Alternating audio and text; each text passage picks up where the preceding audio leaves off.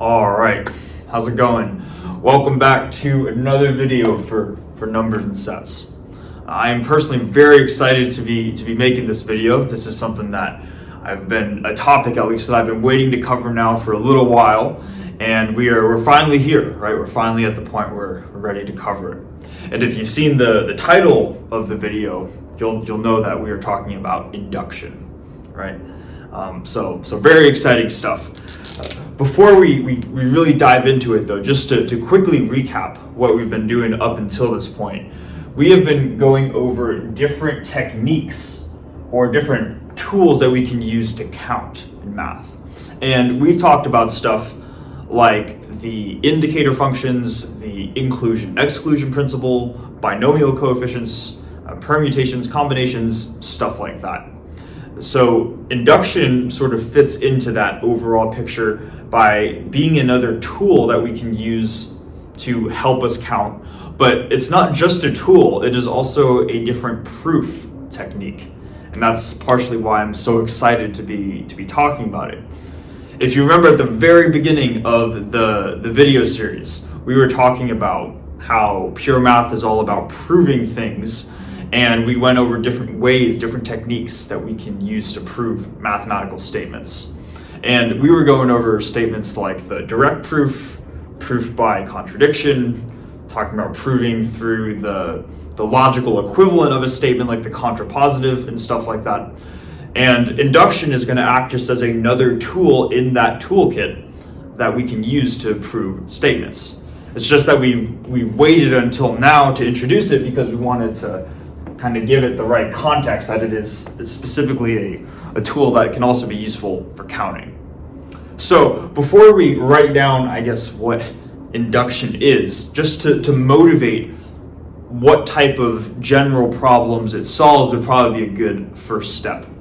And just to lay something out there, let's say that we have something in math, I don't know, some statement maybe, that depends on a variable n. And this can be like a sentence in words, this can be an equation, just something in math that depends on a variable n.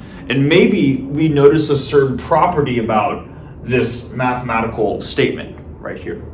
And maybe rather than saying that this is a statement, I'll say P of n is the statement. So P is a statement that depends on the variable n. And maybe for whatever this thing is, we notice that there's a certain property that seems to be true for all different values of n. There seems to be like a pattern that is showing up. And maybe that pattern shows up in the n equals 1 case, maybe the n equals 2 case, n equals 3 case, n equals 4 case. And you notice that I almost want to just say, and so on. And it seems like there should be a pattern for all the values of n, but maybe we're not quite sure how to actually show that pattern exists for all values of n. And up until this point, we have been saying what I almost just said right there, is we would say P of 1 and P of 2 and P of 3 and so on, to kind of just say we'll assume that this property holds for larger values of n as we count to larger values of n. But we're not going to actually prove that it holds for larger values of n. And that is where induction sort of introduces itself. Induction, essentially, in a nutshell, is a tool that we can use to prove mathematical statements to be true for all values of n, where n would be a natural number. Okay, so hopefully that makes sense. We've kind of been glossing over it in previous videos, saying that we can't formally prove stuff because we haven't talked about induction. Well, now is the time that we do that. Okay. So with that being said, I should also mention, before we really write anything down, that there are two forms of induction, or two principles associated with induction. There's a weak principle of induction and a strong principle of induction. The goal of this video is we're going to be going over both of those principles and to go through an example associated with each of those principles to show how do we actually use the weak law and the strong law. And then at the very end, we're going to be showing that they're equivalent. Okay, so that's the game plan for this video. So first thing that I want to do is let's look at the first of those two laws, which is the weak principle of induction. So I'm going to write that out here, and then we're going to go through that together.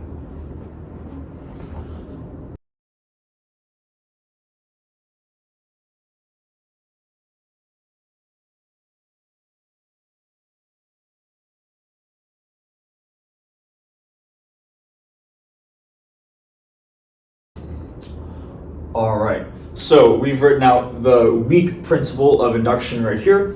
Let's go through that together. So it says, let P of n be a statement about the natural number little n. And suppose that these two conditions right here are satisfied, where the first condition says that P of 1 is true, and the second says that for all values of little n, P of n implies P of n plus 1. Then if these two conditions are satisfied, what the weak principle tells us is that therefore P of n is going to be true for all values of n. All right, so that is the weak law or weak principle of induction. Now, we should try to unpack this a little bit, of course, because I think once we go through what this actually means, it is relatively intuitive. So first things first, when we say let P of n be a statement about the natural number little n, just as a reminder, a statement is simply a sentence that can take on a true or false value, or some claim in math that is going to be true or false. Okay, and we talked about that a while ago in the video series, but just as a reminder, that's what a statement is, right? And I think what I'm going to do is I'm going to, maybe to make this relatively intuitive, I'm going to make sort of a number line right here with various statements for different values, or for the statement P for various values of n. So we have P of 1, P of 2, P of 3, P of 4, and P of 5. And what we would like to show, or what the purpose of this weak principle of induction is to show that we can find a way to show that all of these values, P at various different n values, is going to be true. And let's see how it accomplishes that with these two criteria. So what I'm actually going to do, I'm going to start with the second criteria and then go to the first one, and I think we'll see why in a second. So what the second criteria says is that for all values of n, P of n implies P of n plus 1. Basically what that says is that if the nth value is true, then the n plus 1 value is true.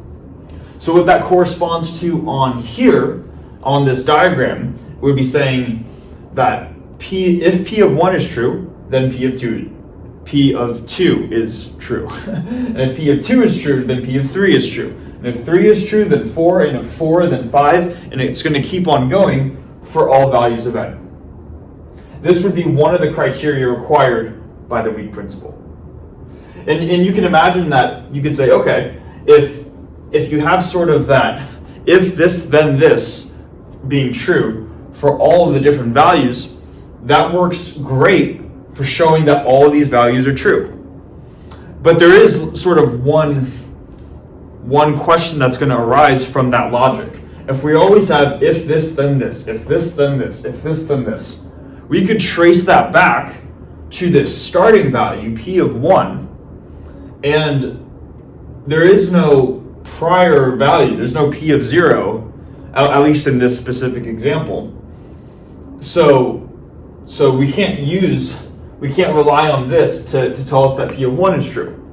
And that's where the first criteria comes in. We need to have our starting point, whatever that starting point is. In this case, our starting point is P of 1. But basically, this is saying if your starting criteria is true, and if you have the property that if this is true, then this is true, this is true, then this is true, and that continues onwards, if both of these criteria are met, then we can therefore say that P of n is going to be true for all of them together. Okay. Hopefully that makes sense. And the way that we would apply this is that if we have some statement about P of n, what we would do to see if it is true, if it is a true statement for all values of n, is we would just go through these criteria. We would first say, okay, is P of 1 true? And if it is, we can check that one off. And then we would say, okay, is P of 2 true? P of 2. That's a tongue twister. And I'm saying it so quickly, but if this one's also true, then we check it off. And if both of these are true, then we can say that P of n is true for all values of n. All right. Let's go through an example. I think that will probably help solidify this a little bit more as well. So the example that I want to do, and maybe I'll write it down here. The example is that, let's say that I want to take a sum of natural numbers. And maybe I'm going to go, here, actually, let me do this real quick. I want to take a sum of natural numbers, and it's going to go from k equals 1 up to n of k. Let's make that k a little better. Of k, like that. And so I want to take a sum of natural numbers. So what this says is we're going to take 1 plus 2 plus 3 plus 4 all the way up to n. And let's say that I actually do that. And I start to notice that there's this peculiar property when I add up the first n natural numbers. And let's say that I notice that when I add up the first n natural numbers, that it seems to be equal to n times n plus 1 divided by 2. Okay? And this might not be obvious to us right away, but let's just suppose, for example, that I notice that it seems like for some small values of n, maybe n equals 2, n equals 3, n equals 4, that this equation seems to be valid. And I want to ask the question, is this always going to be the case? In other words, if I always add up the first n natural numbers, is that going to be equal to the largest number in the sum times that number plus 1 divided by 2? Is this always going to be true? And this is where induction is going to come into play. Okay? So here's how we would lay this out. Is this equation true for all values of n? The way that we would do this through the weak principle of induction is we first denote our statement P of n. So what we would do is we would say that P of n is essentially saying that this equation is true for a given value of n. All right. So now that we have established what the statement is, say P of n is essentially this equation, and if we want to see if this is true for all values of n, we need to go through these two criteria right here. Let's go through the first one. The first one we'd have to see is P of 1 a true statement? Maybe what I'll do is I'll write down the number 1 right here. Well, let's see what P of 1 says. We want to show that P of 1 is true. If P of 1 is true, or let's just first write out P of 1. The way that we write out P of 1 is we take our statement and we replace every letter n with the number 1. Because this is P of n, now we have P of 1. So I'm still going to have my sum going from k equals 1. But now, rather than going up to n, I'm going to have it just go up to the number 1.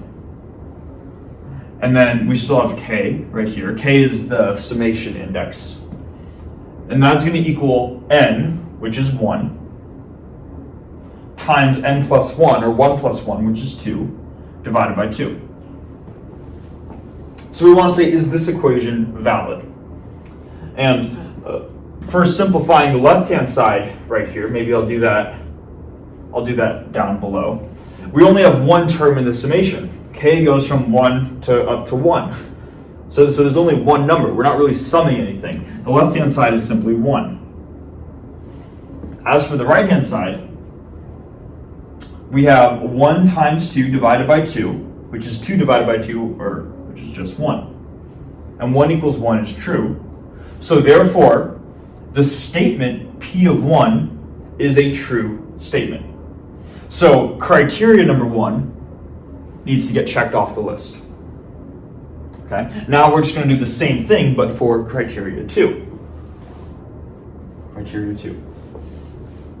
All right, and this one maybe is a little bit more detailed just because we're not plugging in a specific value of n, but we're rather saying that if this is true, then this has to be true. We'll show how to do that. So basically what we're saying is now let's make the assumption that P of n is true. Let's assume that this equation is valid. So now maybe I'll just write that out. We're going to assume that this equation is valid. So the sum from k equals 1 to n of k equals n times n plus 1 divided by 2.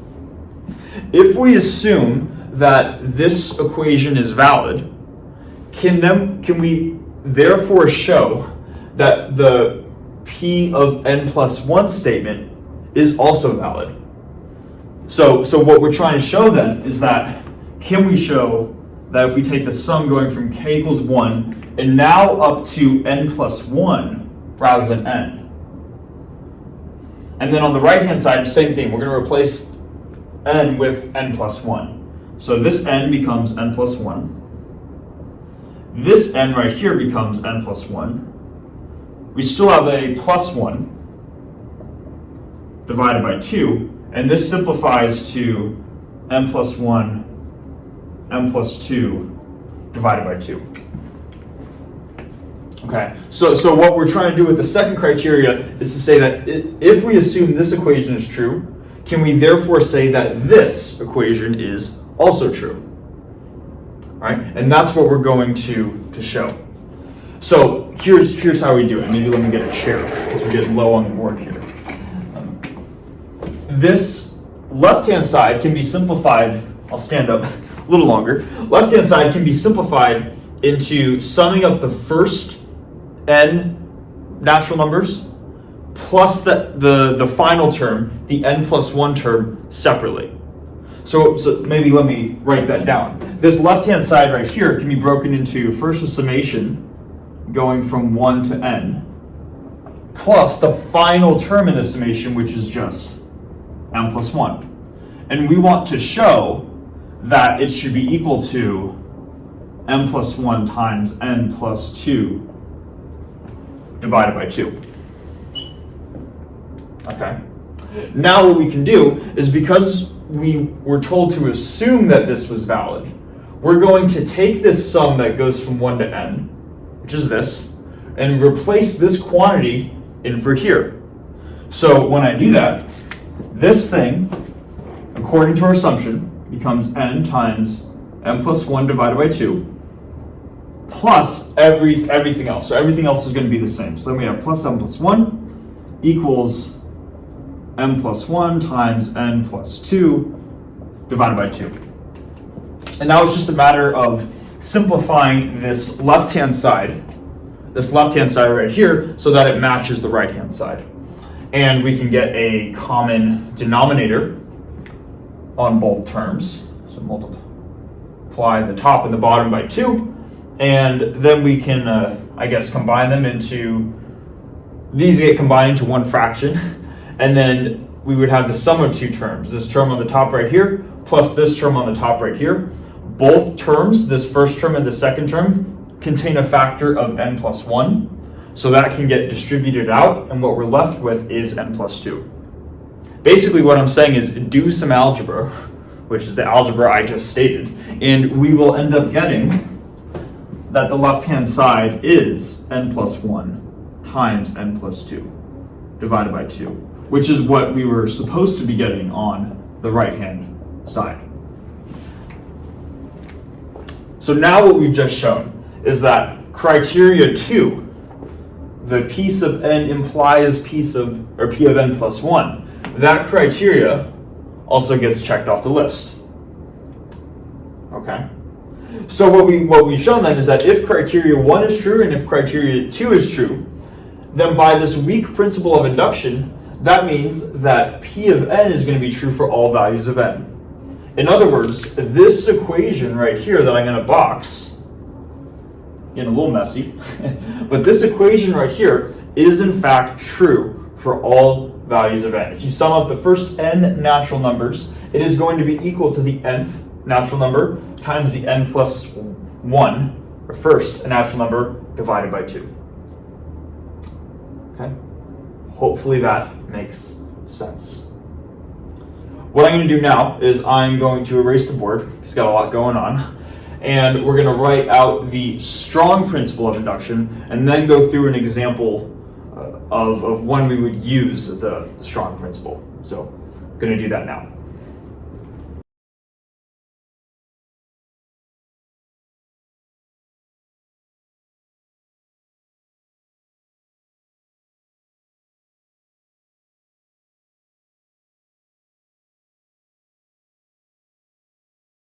Okay, so we have the strong principle of induction right here, which hopefully looks very similar to the weak principle at least, right? Let's read through it just to see what the differences are. So for the strong principle, we still have this statement P of n about a natural number little n. And we still have two criteria where the first criteria is identical as the weak principle, where we still want P of 1 to be true. It's now this second criteria, though, where we see this discrepancy between the weak law and the strong law. So to quickly just characterize what the difference is, this second criteria says that for all values of n and for all values of k which are smaller than n, P of k is going to imply that P of n is true. So what does that mean? Basically, if we have our statement, and maybe this final tick mark right here is the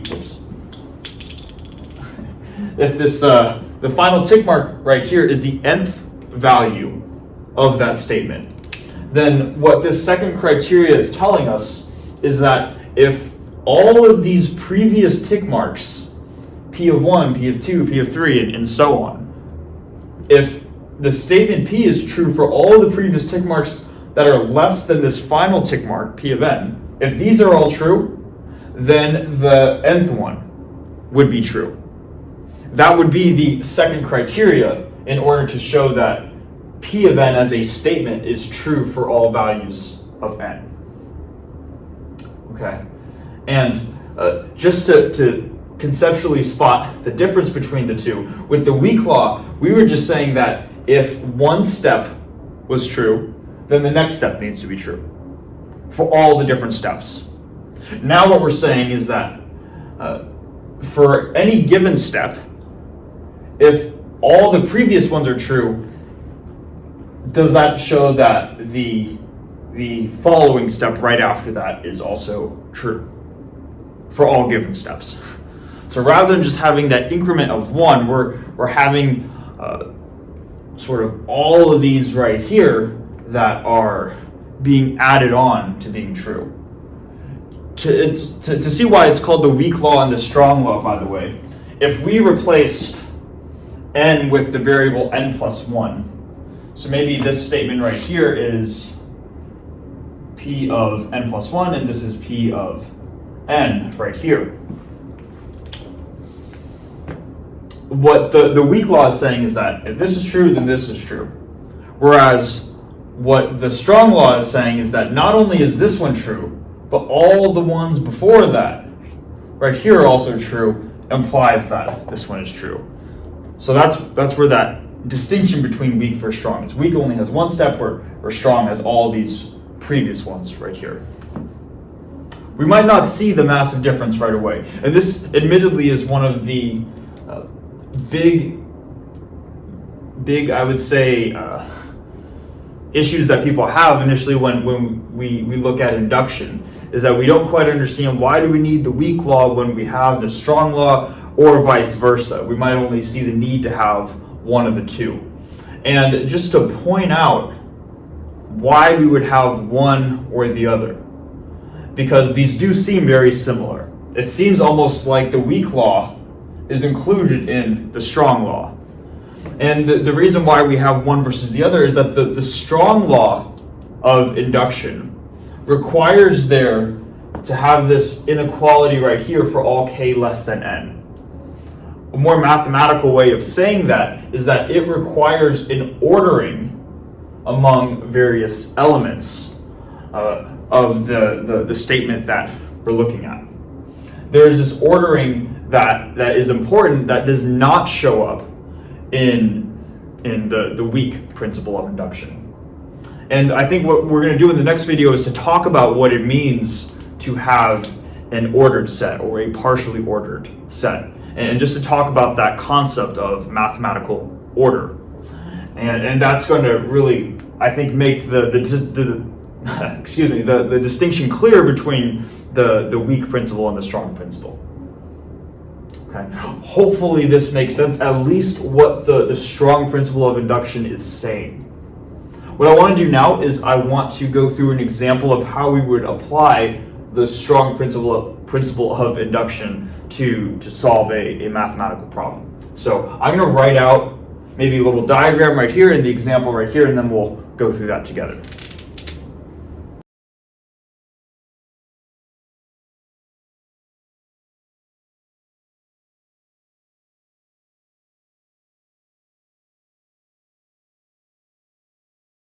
All right, so we have the example right here. Let's understand what the example is that we're going to try to show. So this first sentence right here is kind of just some background context for the problem. Let's suppose that we have this thing called a mutant, and the mutant can self-produce two different offspring, where the offspring could either be another mutant or it could be some sort of animal. And what I drew right here is like a mutant diagram, which is kind of just an example of what that might look like. So here we have a mutant, and it self-produces two offspring, and in this case it produces two additional mutants in the next branch in the tree. And then this mutant right here self-produces two offspring, where one of them is another mutant and one of them is a pig, some animal. And then this mutant produces two animals, a slug and a fish. This mutant produces a cow and a bird, right? So this could be an example of one type of instance of what we're trying to show here with this problem. And what we're actually trying to ask, not just the setup, but what is the question, is we want to show that this statement, P of n right here, is going to be true for all values of n. Where P of n is that if we are given n minus 1 mutants, then they will produce n animals. Okay, so that is the example problem. And in any of these induction problems, by the way, we always need to clearly write out what the statement is. So this is what the given statement is. And we're going to go through these two criteria right here. Now, what I want to do is to quickly mention that if you were thinking about this, the first criteria in the strong principle is actually a bit redundant. It's actually contained within the second criteria right here. Because the second criteria right here says that if we have some final statement, all right, some nth statement, then all the previous ones, including P of 1, need to be true. So this is actually ingrained within here. And the reason why I mention that is because when going through this problem, showing that this is true for all values of n, we are only going to look at the second criteria, and that in turn is going to take care of the first criteria because it's contained within criteria number 2. That is, again, another difference or another distinction between the strong principle and the weak principle, right? Where the weak principle, we couldn't just say criteria 1 was ingrained within criteria 2. We needed to show both of them. But with the strong principle, what's nice is that we only need to use the second criteria. So let's actually go through that. So let's suppose that because P of n, the statement P of n, involves there being n different animals. Let's say that in some mutant diagram, where this is just one example of a mutant diagram, let's say that in some mutant diagram, n animals are produced. And in a mutant diagram, it's always going to start with some mutant that self-produces or produces two offspring by itself. And what I'm going to do is I'm going to say that maybe out of this left branch, there are going to be N1 total animals in this branch. And this could be 1. N1 could equal 1 if this itself is an animal and you stop there. Or it could be more than 1. In this case, N1 would be 1, 2, 3. And then in this branch over here, let's say that there are N2 animals, where in this branch, N2 would be equal to 2 in this specific example. Okay? And the total number of animals in the left branch plus the total number of animals in the right branch should equal the total number of animals in the overall diagram. So what we have is we have some constraint, which is the number of animals in the left plus the number of animals in the right is equal to the total n number of animals. So that is a constraint that we have. Now, if we want to show that P of n is true for all values of n, we need to apply this criteria right here. Since the second criteria says that for all values that are less than n, which hopefully we can see clearly here, n1 and n2 have to be less than the total. The left by itself and the right by itself have to be less than the total. Then by the second criteria, we can assume that P of n1 and P of n2 are both true.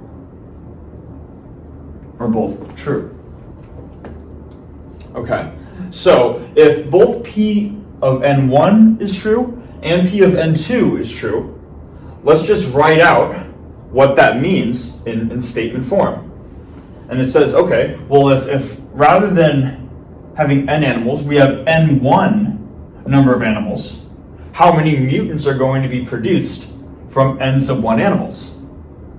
Well, it's going to be n sub 1 minus 1. So if we write an equation for the total number of mutants, and maybe let me do this down here.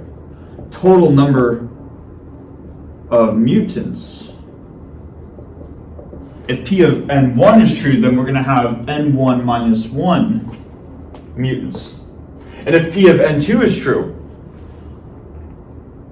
we're also going to have n2 minus 1 mutants produced according to this statement.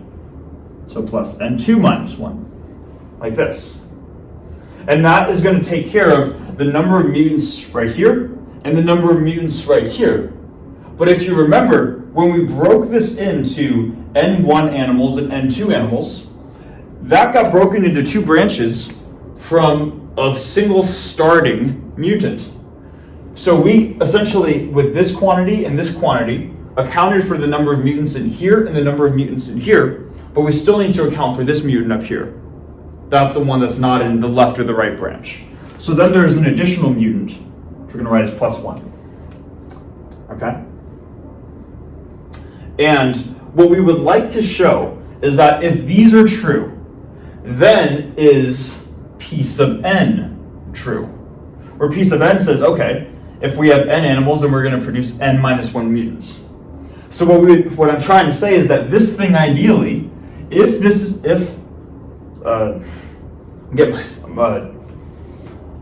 mixing up words here. If P of n1 are true and P of n2 are true, then this ideally should equal n minus 1. Because that is what the second criteria states. Hope I'm not over-explaining this. I'm trying to show that this is going to be equal to n minus 1. Okay, so if we say, okay, what is this equal to? We have n1 plus n2, and then we have minus 1 plus 1, which is negative 2 plus 1, or just minus 1 like this.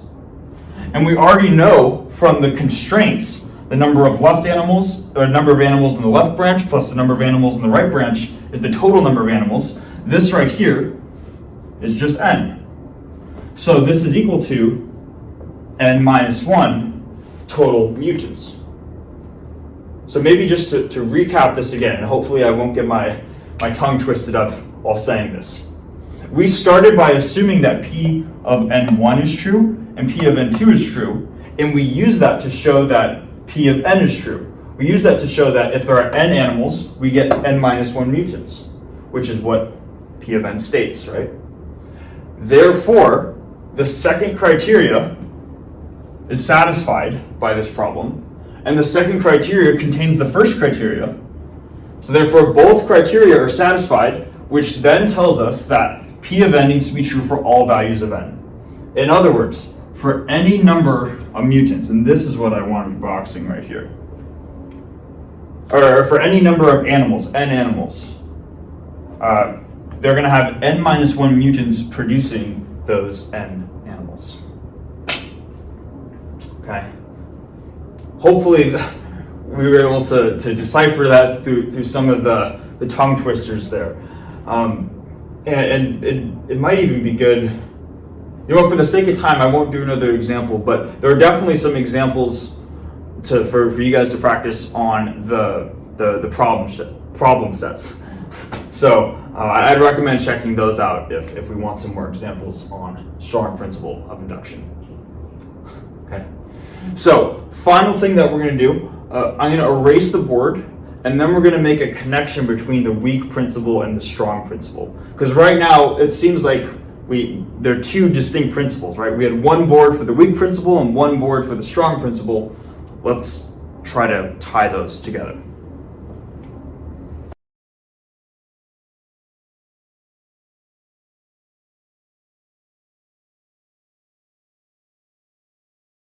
All right, so this final theorem right here that we're going to talk about that's going to tie the two principles of induction together.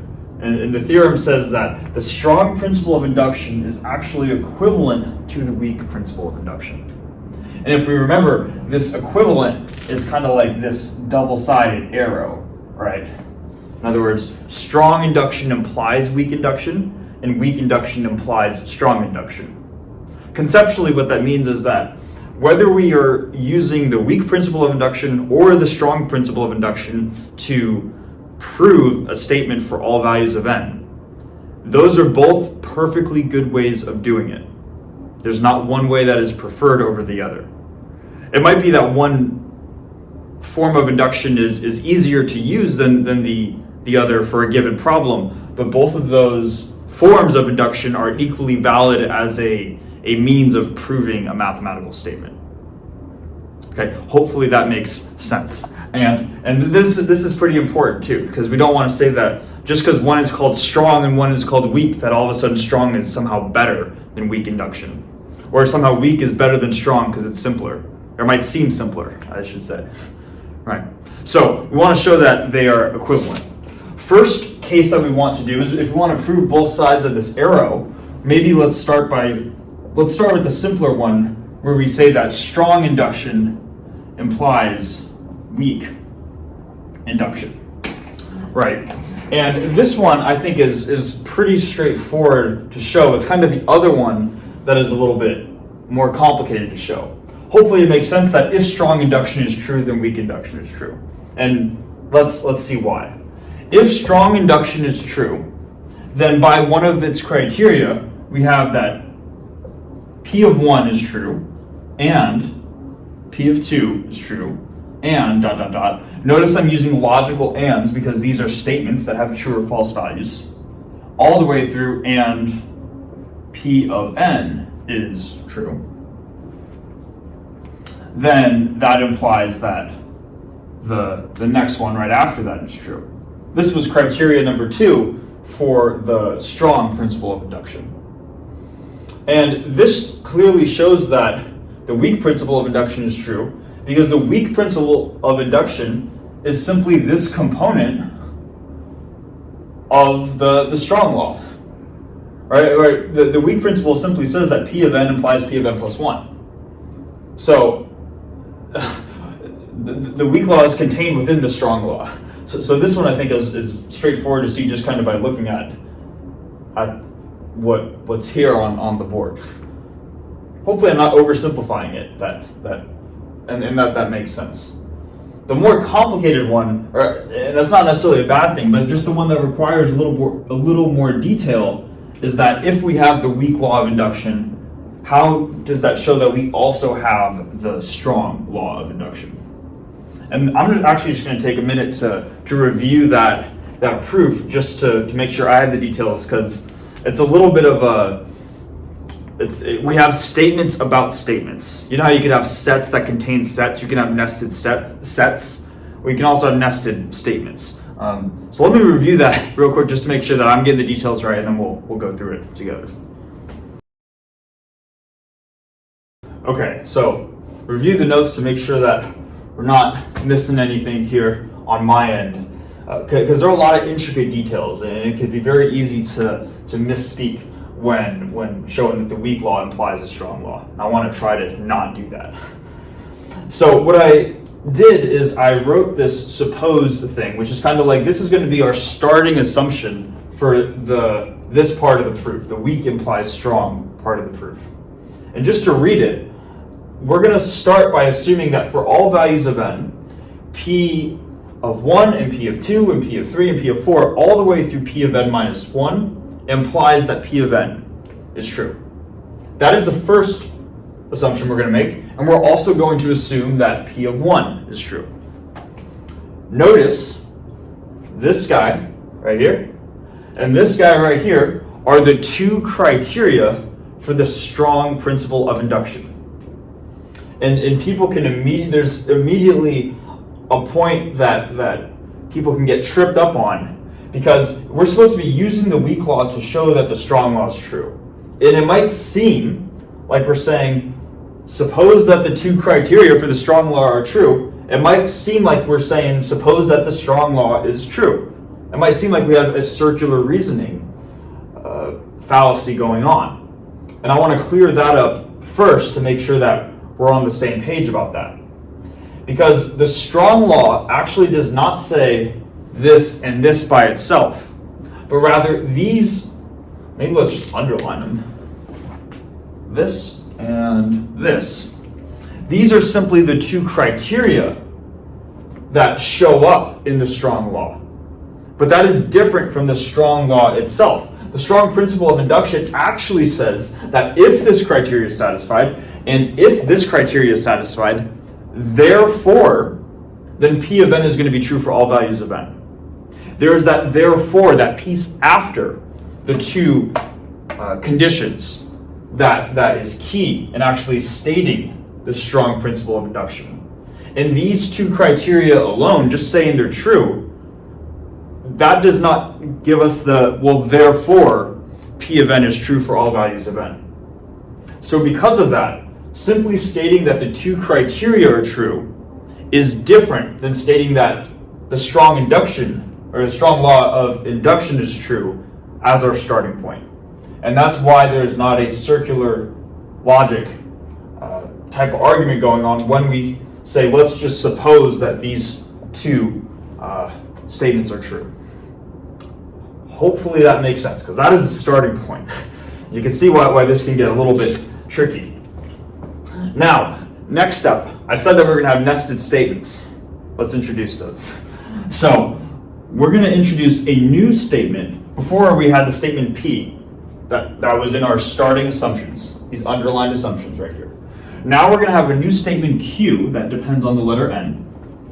And the statement Q sub n is that the statement P, I'm going to call it P of K, is true for all values of K less than or equal to N. Like this. So this is what the thing that I have in quotes right here, that is what the statement Q sub n is about the statement P. And just to make sure we're clear about this, if n equals 2, so if we had Q of 2, that would read P of K is true for all values of K less than or equal to 2. We'd replace n here with 2. And what we are going to be trying to do here, because we want to make sure we still have the big picture in our head. We want to show that the weak principle implies a strong principle. We are going to only use the weak principle to show that Q of n is going to be true for all values of n, which therefore is going to show that p of n is going to be true for all values of n. So that's going to be the strategy, at least. Let's see how that plays out. So if we want to use the weak principle of induction on q of n, we need to show that it satisfies the two criteria laid out by the weak principle. The first principle for the first criteria, I should say, for the weak principle of induction is that q of 1 needs to be true. That starting point needs to be true in the first place. So what I'm going to do is, maybe let's put it over here. I'm just going to write out what q of 1 is in words.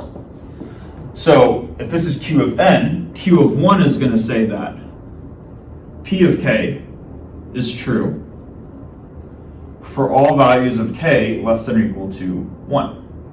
So just replacing the letter n with the number 1. Right? Hopefully makes sense. And if we're starting the counting at number 1, how many values at k can this even take on? Well, what could k possibly be? Because if k needs to be less than or equal to 1, but 1 is the starting point, you can't go below the starting point. You can't go to 0 if this is the starting point. So the only value that k could actually have is the value 1. So another way of saying q of 1 is saying that p of 1 has to be true for all values of k less than or equal to 1, which is just 1. So p of 1 is true. And in the assumptions that we were provided, one of those two assumptions is that p of 1 is indeed true. Okay, hopefully we see the logic. If p of 1 is true, this statement, in quotation marks, is true, and that's what q of 1 is. So the first criteria set by the weak principle of induction is satisfied. It's a good start. Now we need to go to the second criteria, which if we remember, the second criteria for the weak principle of induction says that q of n implies q of n plus 1. Okay. Now, so now we're basically saying let's suppose that q of n is true, which that is, let's suppose that this statement in quotation marks is true, that it is indeed valid that p of k is true for all values of k less than or equal to n. What does that then therefore tell us about q of n plus 1? Well, maybe just to wrap our heads around that, let's just write out what q of n plus 1 is real quickly. Maybe I'll do that down here. So q of n plus 1 in words says that p of k is true for all values of k less than or equal to now n plus 1. Like this. So p of k is true for all values of k less than or equal to n plus 1. That's what the statement q of n plus 1 is. Right? Making sure that I'm getting this right myself. Okay? So, let's see. So what we're provided as our starting point is that q of n is true. So we are provided that, it might help to draw this out actually. I think that would help. So for the second criteria, if we're given that q of n is true, and q of n tells us that p of k is true for all k less than or equal to n, that means that we're provided that up until p of n, everything here, maybe let me do this. Everything up until this point is true. A little smiley face.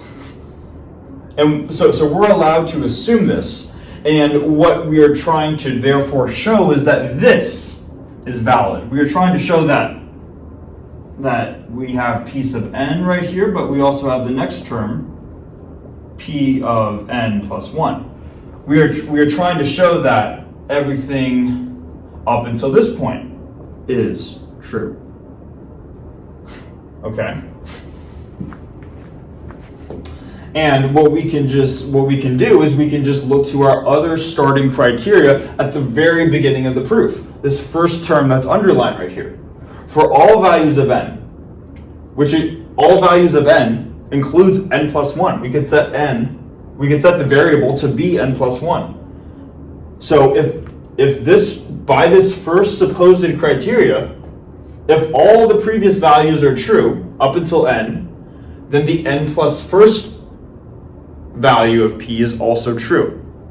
So from the given criteria, we have shown that we are provided essentially that this will be satisfied, which in turn shows that this statement, 2 with the circle, is satisfied, that q of n implies q of n plus 1.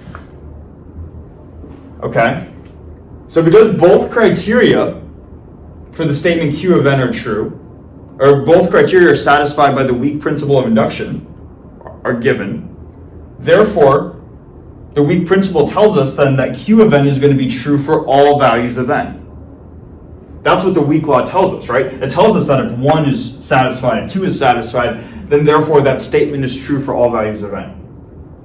So what we've just shown is, just to reiterate it, is that q of n now is true for all values of n.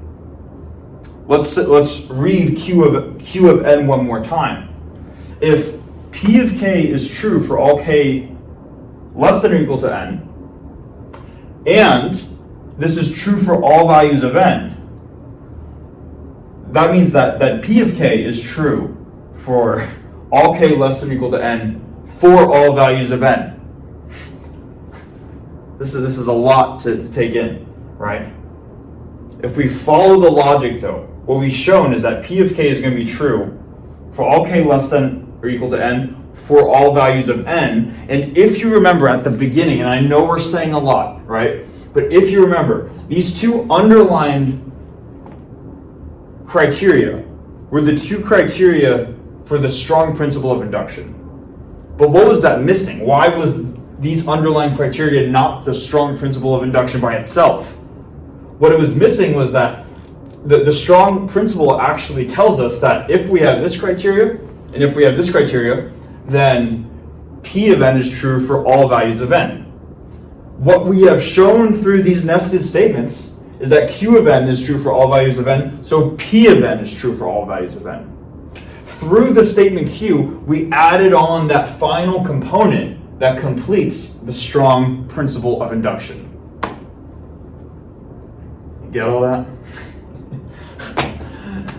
It's kind of mind-warping in a way, but it's really, really cool how we can use a nested statement kind of as like a tunnel to achieve what we want to achieve.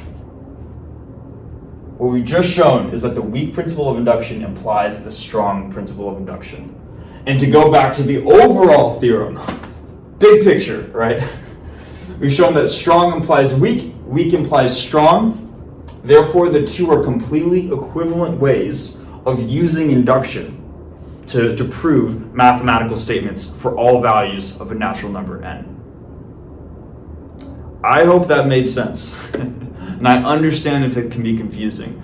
A lot of times too, these especially stuff like this, it might not make sense the first time around, or the second, or even the third, or the 30th. I don't know, right? So don't get discouraged if after watching this one time, this is not immediately just clicking in your head.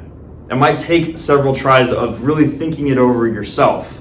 And whether it's listening to this video or reading through a PDF, the ultimate goal is that you understand the concept. Basically I'm trying to say, don't feel discouraged if this didn't make sense, even though I did my best to try to explain it clearly. I think that I'm going to call it for that video, or for this video.